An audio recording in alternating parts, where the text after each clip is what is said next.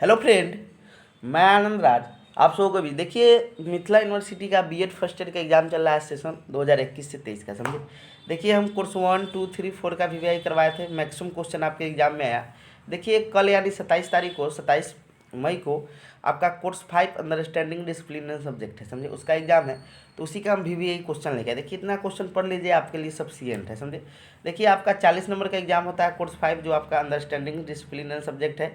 इसमें आपका 3 यूनिट रहता है। 3 यूनिट में से आपको 5 क्वेश्चन का जवाब देना रहता है, समझे। 3 यूनिट में आपका कोई में आपका 3 क्वेश्चन रहेगा, कोई में आपका 4 रहेगा। मतलब 2 यूनिट में 3 क्वेश्चन आता है और 1 यूनिट में 4 रहता है, समझे। यानी 10 क्वेश्चन आएगा, 10 में से आपका 5 क्वेश्चन का जवाब देना है, समझे। एक और चीज़ याद रखिएगा कि जो प्रत्येक यूनिट से आपको एक एक का जवाब देना, नहीं 3 यूनिट है, 3 यूनिट प्रत्येक से देना है। और आपका जो 2 बच गया, कोई भी यूनिट से दे सकते हैं आप। यूनिट मन है तो यूनिट 1 से दोनों दे दीजिए, या मन है तो आपका 2 या 3 में से किसी में से दे सकते हैं, समझे। तो ये स्टार्ट करते हैं। लिखा हुआ ऊपर में VVI question BEd first year 2022 session 2021 से 23 हो गया। मिथिला यूनिवर्सिटी दरभंगा हो गया। Course 5 understanding discipline and subject. देखिए 3 यूनिट है, 40 नंबर का होता है, समझे। 5 क्वेश्चन लिखना है, एकदम याद रखिएगा, समझे। एक क्वेश्चन 8 नंबर का होता है। देखिए पहला क्वेश्चन है आपका कि ज्ञान की अवधारणा एवं प्रकृति। ज्ञान अच्छा से पढ़ लीजिएगा, आपके एग्जाम में आएगा ही आएगा। नॉलेज क्या है, अच्छा से पढ़ लीजिएगा, आपको एग्जाम में आएगा ही कि ज्ञान की अवधारणा एवं प्रकृति की चर्चा करें। दूसरा क्वेश्चन है संकाय को परिभाषित करें। एक संकाय के रूप में विज्ञान अथवा सामाजिक विज्ञान की प्रकृति एवं क्षेत्र की। देखिए संकाय यानी डिसिप्लिन, इसको ज्ञान अनुशासन भी बोल देगा, अध्ययन की विद्या भी बोल देगा। यानी डिसिप्लिन याद रखिएगा, जहाँ एकेडमिक डिसिप्लिन जो भी है आंसर लिख दीजिएगा कि वही संकाय को परिभाषित करें एक संकाय के रूप में विज्ञान अथवा सामाजिक विज्ञान की प्रकृति एवं क्षेत्र की। देखिए एक होता है सब्जेक्ट, एक होता है संकाय, दोनों में समझिएगा क्या डिफरेंस है।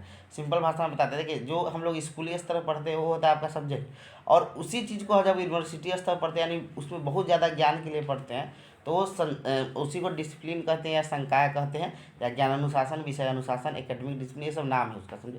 तो ये लिखा है संकाय को परिभाषित करें एक संकाय के रूप में विज्ञान अथवा सामाजिक विज्ञान की प्रकृति एवं क्षेत्र की व्याख्या करें।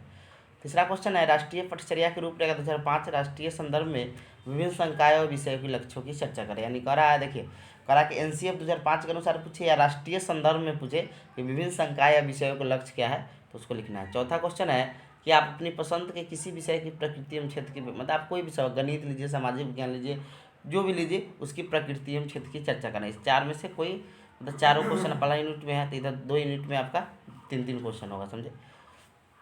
यूनिट 2 क्वेश्चन है, यूनिट 2 में है, देखिए विषय परम्परता यानी प्रवीणता पढ़ ही के जाइएगा, आपके एग्जाम में आएगा ही आएगा, समझे। मास्टरी ओवर सब्जेक्ट इसको कहते हैं, फिक्स है, आपके एग्जाम में रहेगा ही रहेगा, समझे।